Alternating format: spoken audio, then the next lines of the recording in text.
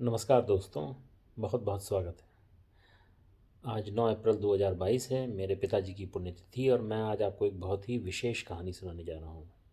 आज की लघु कथा का शीर्षक है the knife maker and his grandson, चाकू बनाने वाला और उसका पोता। कितने समय पहले की बात है ये मैं नहीं जानता। पापा जी बचपन में सुनाया करते थे। एक चाकू बनाने वाला था। उसके बेटे और बहू की बहुत जल्दी मृत्यु हो गई और उसके परिवार में सिर्फ उसका पोता बचा। चाकू बनाने वाला अपने पोते को बहुत प्यार से रखता था और उसे जो कुछ आता था वह उसे सिखाता था। धीरे धीरे पोता बड़ा हो गया और उसने अपने दादाजी से सारे हुनर सीख लिए।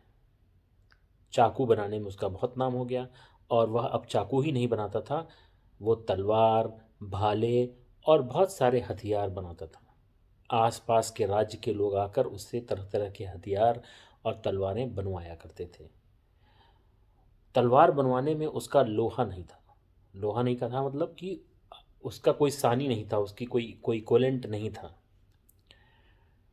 जब भी वो कोई नई तलवार या कोई बहुत ही अच्छी चीज़ बनाता तो वो उसे ले जाकर अपने दादाजी को दिखाता था और उसके दादाजी उसे बताते थे कि वह कहाँ कहाँ उसे और बेहतर कर सकता है। एक बार पड़ोसी राज्य के राजा का जन्मदिन था और उस जन्मदिन में भेंट देने के लिए एक बहुत बड़े सरदार ने चाकू बनाने वाले के पोते को एक बहुत बड़ा ऑर्डर दिया। उसने उसे विशेष तलवार बनवाने के लिए कहा। तलवार बनने के बाद पोते को समझ में आ गया कि यह तो बहुत ही अच्छी तलवार बनी है। उसने अपना पूरा दिमाग, अपना पूरा हुनर लगा कर वह तलवार बनाई थी। जब वह सरदार वह तलवार लेने आया उससे पहले वह अपने दादाजी के पास गया। सभी ने उस तलवार की बहुत तारीफ की थी और फिर दादाजी ने उसकी तरफ देखा और उसकी तरफ देख के कहा, हम्म, तुम इससे और बढ़िया कर सकते हो। उनकी ये बात सुनकर पोता, जो बहुत दिनों से अपने दादा के मुंह से अपनी तारीफ सुनने के लिए लालायित था, थोड़ा नाराज हो गया। उसने कहा, आप तो कभी भी आपका मन नहीं भरता। आप कभी मेरी तारीफ नहीं करते। पूरी दुनिया मेरी तारीफ करती है, लेकिन आपको लगता है कि अभी इसमें और यह चीज़ बेहतर हो सकती है, इसमें दूसरी चीज़ बेहतर हो सकती है। अरे कभी तो मेरी तारीफ कर दिया करिए, कभी तो ये कहा करिए कि हाँ ये बहुत अच्छी बनी है। आप तो हमेशा यही बताते हैं कि हाँ तुम और बेहतर कर सकते हो। दादाजी उसकी बात सुन के थोड़ा अचकचा गए। फिर उन्होंने धीरे से मुस्कुरा कहा कि हाँ बेटा, ये तलवार तो बहुत अच्छी बनी है। शायद ये तुम्हारी ज़िंदगी की सबसे बेहतरीन तलवार है, क्योंकि आज तुमने मान लिया कि तुमने अपनी ज़िंदगी की सबसे बेहतरीन तलवार बना ली। जब तक तुम अपने दिमाग में ये रखते हो कि तुम इससे बेहतर काम कर सकते हो, जो भी तुमने बनाया है उसे कहाँ कहाँ और बढ़िया बना सकते हो, उत्कृष्ट बना सकते हो, तब तक तुम अपनी ज़िंदगी में आगे बढ़ते रहते हो।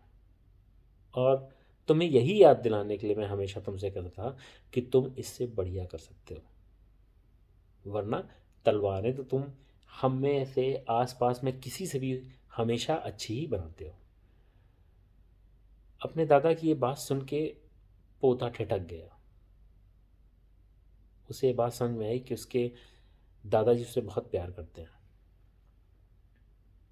कहानी यहीं ख़त्म हो जाती है और हमें भी इस कहानी से यही सीख लेनी चाहिए कि अपने कार्य की कुशलता में गुणवत्ता और उत्तमता जो है उसकी कोई सीमा नहीं होती। हम जितना चाहें, जब तक चाहें, अपने कार्य को उत्कृष्ट बना सकते हैं। जिस दिन हमने मान लिया कि हाँ यही हमारा बेहतरीन कार्य है, यही हम सबसे बेहतरीन कर सकते हैं, उस दिन हम इम्प्रूव होना बंद हो जाते हैं। इस कहानी से हमें एक और सीख मिलती है। कई बार हमारे घर में जो बड़े बूढ़े होते हैं वो हमें कुछ बातें कहते रहते हैं या हमें कुछ बताते रहते हैं जो हमें समझ में नहीं आता। लेकिन मेरी बात मानिए, अगर आपके घर में भी कोई वृद्ध व्यक्ति है जो आपको कुछ बता रहा है तो उसे समझने की कोशिश करिए, ज़रूर आपके फ़ायदे के लिए ही होगी। नमस्कार।